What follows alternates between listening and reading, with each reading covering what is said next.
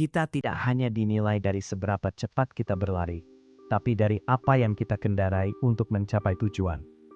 Aspal jalanan kita telah menjadi saksi bisu ambisi yang timbul dan tenggelam selama puluhan tahun.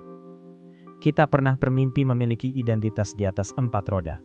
Namun sejarah mencatat jalan itu tidak pernah mulus. Tikungan tajam politik dan tanjakan terjal ekonomi sering menghentikan laju kita. Bahkan jurang kegagalan kerap membuat kita terhenti. Hari ini kita menoleh ke belakang bukan untuk meratapi. Kita menoleh untuk belajar bagaimana menyalakan kembali mesin yang sempat mati. Inilah garis finish yang baru. Mari kita kembali ke tahun 1976. Di tengah deru pembangunan lahirlah Morina, yang berbasis komponen utama mesin, gardan, dan transmisi dari Vauxhall asal Inggris.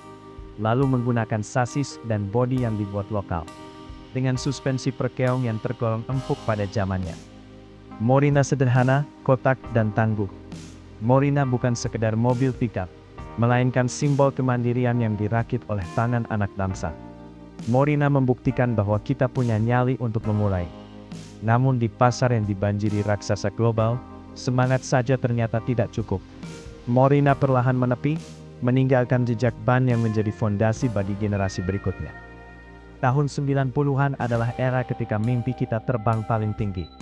Di bawah visi teknokrat B.J. Habibie, lahirlah Project Maleo, sebuah karya seni teknologi dengan mesin 2 tak yang revolusioner. Di sisi lain jalanan kita mulai dipenuhi timor, langkah agresif untuk membumikan mobil nasional.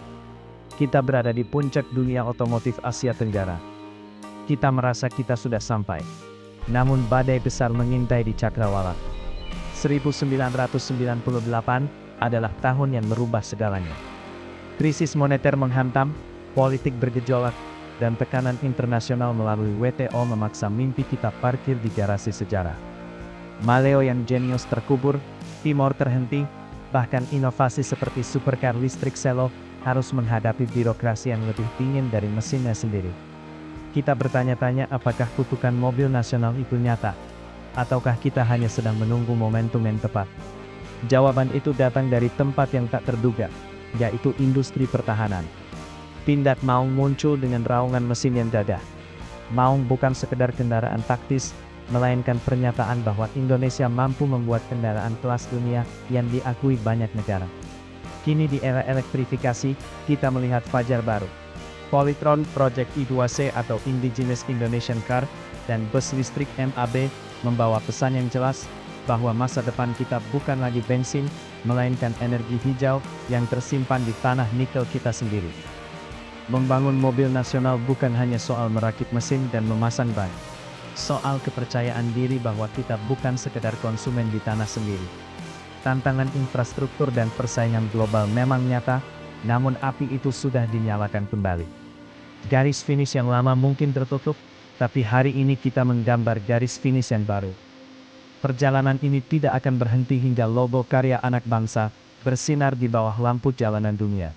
Indonesia, saatnya kita mulai mengemudi, jangan sampai redup kembali. Itulah harapan dari rakyat.